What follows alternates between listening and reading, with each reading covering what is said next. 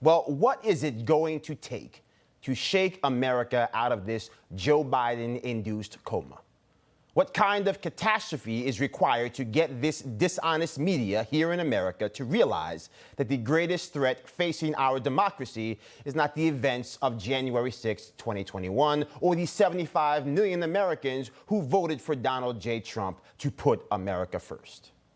You see, too many Americans are content to believe that the world has returned to normal. They'll tell you that they're happy President Biden is in control so that they don't have to pay attention anymore.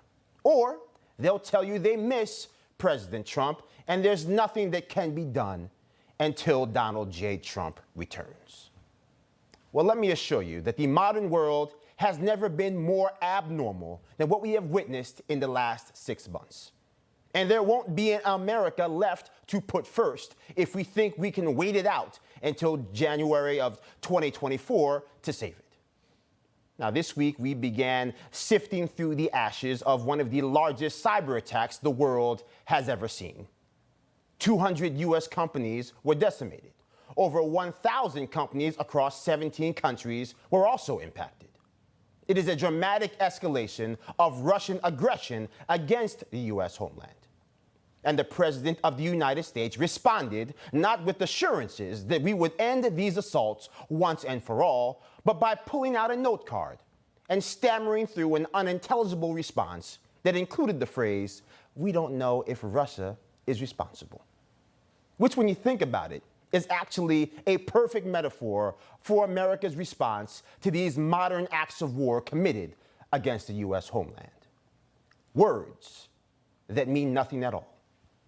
Now, meanwhile, China dug 100 brand new nuclear silos in the desert, but the lead story in the left-stream media was the arrest of Trump Organization CFO Allen Weisselberg.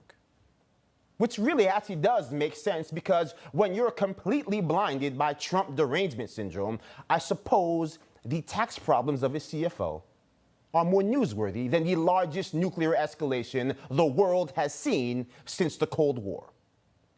And now, just this week, the leader of a sovereign nation, the country of Haiti, was assassinated just 3,000 miles from U.S. soil.